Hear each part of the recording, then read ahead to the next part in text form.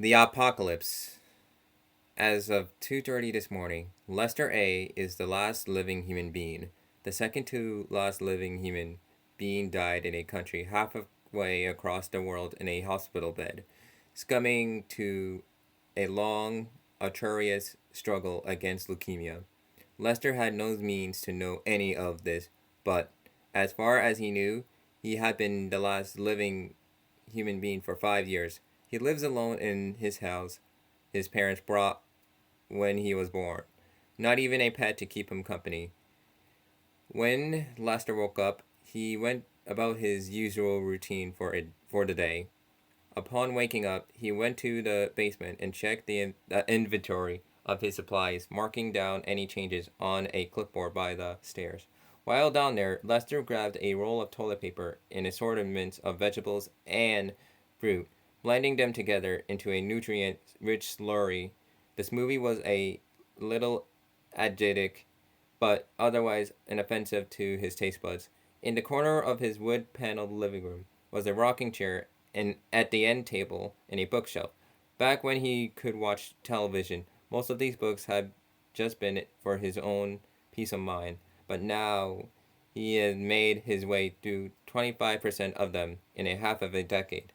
Lying face down on the end table, eared marked in yellowing, was a copy of Thus Spoke Zarathustra. Lester hummed to the jingle of a carpet cleaning service he remembered from his youth, unaware of the unplugged desk fan at his foot.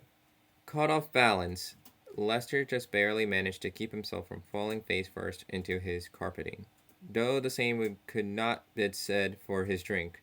A huge red stain spread across the off-white woolly floor, slowing soaking into the fibers that startled at him every waking moment. Lester swore to himself he could not abide this, but he didn't have any bleach.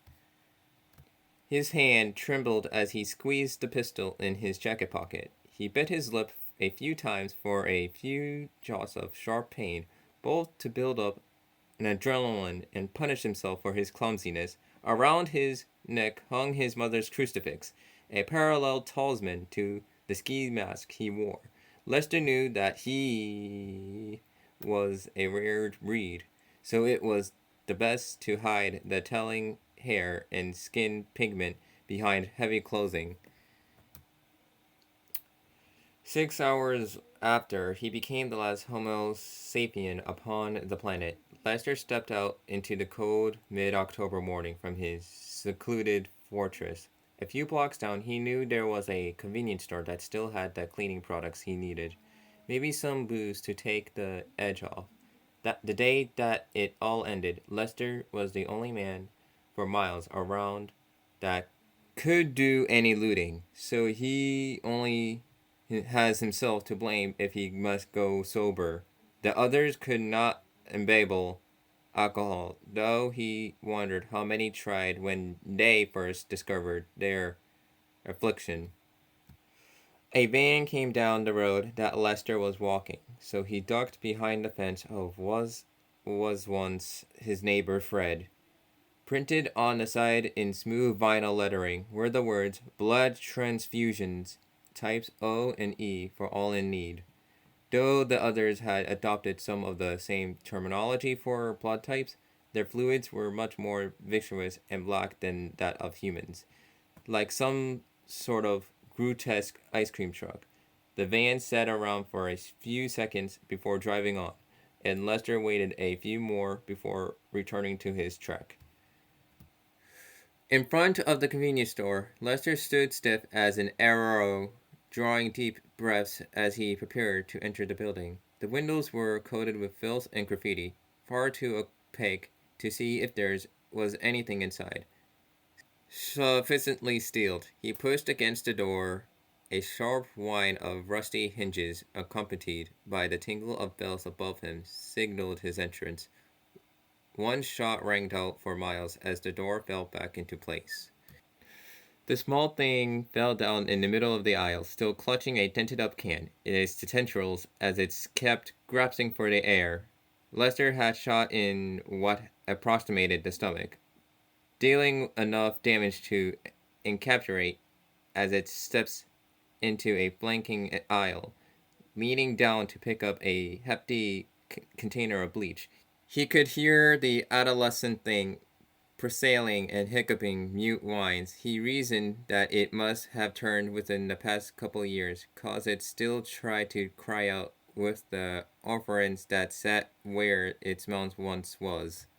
Around the corner were the freezers, and Lester smiled to himself when he saw a remaining pack of light beer for the taking. As he approached, however, the vision of that disgusting creature, coated with its own inky acres, had crawled its ways towards the same destination. When it recognized him, it began to hold its hunches and cowered away, but it was still too far close for comfort. No matter how many times he saw them, it got to him how their eyes were still human, with a tear ducts to trip out yellow pus as their pupils defied in fear.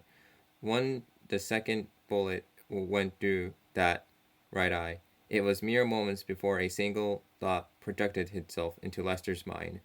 Mom, where are you? Why does it taste so sour? Sitting against the wall, Lester set the bleach down between his legs and tore open the cardboard box to grab a beer. This was not the first time he complicated which one he should drink.